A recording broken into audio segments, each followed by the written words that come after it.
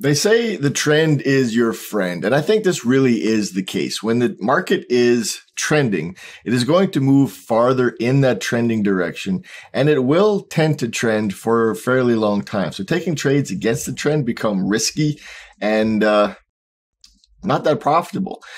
Hi there, I'm Russ Horn, and what I'd like to do today is show you a few different ways to identify the trend. What direction is the market going, and what direction should you be trading to make the easiest, most profitable trades? Now, the first way to do this is to simply look at the charts and see if there is a direction that you can identify. In this case, we're looking at the upper left of the chart down to the lower right. So we can see that there is a very distinctive direction here. We are moving in a downward angle from the upper left to the lower right. And that's the direction we would want to trade. Every move that moves downwards is going to be bigger than every move that moves upwards on average. So this makes a sell trade much more desirable than a buy trade. In the opposite direction, we can see that in this section of the chart, the market is moving from the lower left to the upper right. So this makes buy trades in this section very desirable. The market is going to move further in a long direction than it will in a short direction. Now, when we get to a section of the chart that looks like this, there is really no trend to identify. So this is a market that I would want to stay away from until a trend develops. The next way to identify a trend, and this is one that institutions like banks and some funds use, is by putting on a moving average. Now, there's a couple of common ones. So we're going to start with the first one, and this is the 50 exponential moving average. If the price is above the 50 EMA, these institutions would like to trade long. If the price is below the 50 EMA, they would like to trade short. So this becomes the market bias. If the price is above the 50 EMA, long trades only, and below the 50 EMA, short trades only. Now, there is a slower version of this that is commonly used, and that is the 200 EMA. And again, the same rules apply. If the market is above the 200, long trades only. And if the price is below the 200, then short trades only. Another version of this is to use two moving averages, fairly lengthy moving averages. So let's do a couple here. We'll go moving average. This first one, one of my favorite ones is the 2155. So we'll go 21 EMA, color that one blue. And then we'll add a 55 EMA, color this one red. And when we have a cross down, the 21 crosses below the 55, then we have a short trend. The market wants to go down. It's a bearish market. So only short trades for that period of time. When the 21 crosses above the 55, then we're looking only for long trades. The next option we have is by using two exponential moving averages. So let's throw on a couple. My favorites are the 21 and the 55. So we'll put on a 55 exponential moving average to the close, and we'll put on a 21 exponential moving average also to the close. Color this one a little bit different. And what we have here is a weighted trend, basically. So we've got a fast moving average and a slow moving average. The smaller the number, the more the average will hug the charts. The slower the number, the further away that average will get away from the price action. When we have the 21 move below the 55, then we are in a downtrend. And from there on, we're only looking for short trades.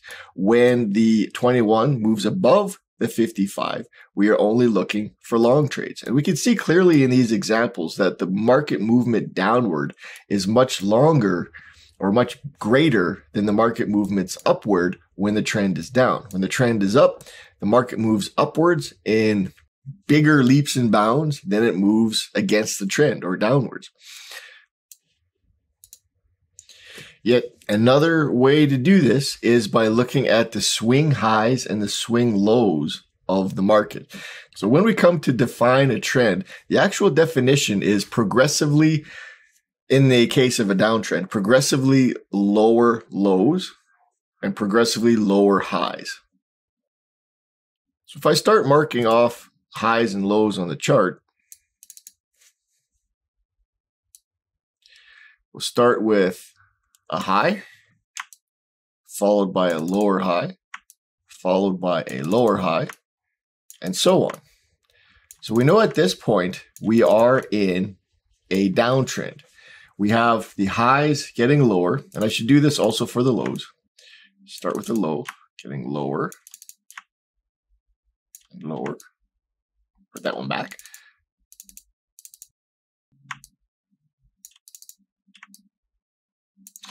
So we have all the requirements for a downtrend. We have progressively lower highs and progressively lower lows. Now, of course, there's going to be smaller, little tiny swing highs and lows that happen within that may be a little bit higher or lower. But the overall is we have these great big moves and they are progressively getting lower and lower. For an uptrend, it's the same thing. Progressively higher lows and higher highs. Start with a low, it's getting higher and higher and higher and higher. So we are getting higher and higher. We're making progressively higher lows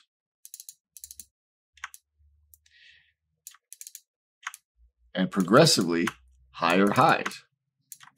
So all the requirements are there to meet an uptrend in this section of the market. And finally, we can use something like a MACD, an MACD indicator. It's a great momentum indicator, but it can also help you determine a trend. So let's put on the MACD.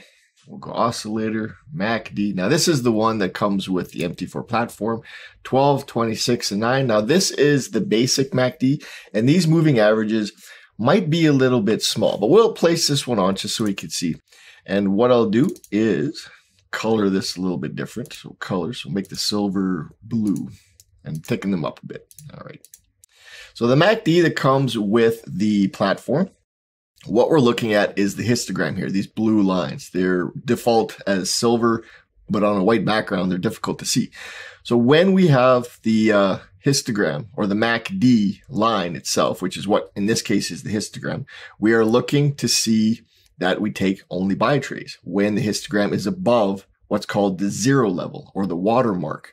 This flat line that the histogram emerges from is the zero level. And when the MACD histogram is below the zero level, then we're looking only for short trades. Now we can stretch this out a little bit. Let's go back to that 21 and 55. So if we have too many indicators on our chart, we can use the 21 and the 55 and see a really nice trending market upwards and a trending market downwards. So whenever we have the MACD below the zero line, we're looking for short trades only. When we have the MACD above the zero line, we're looking for long trades only.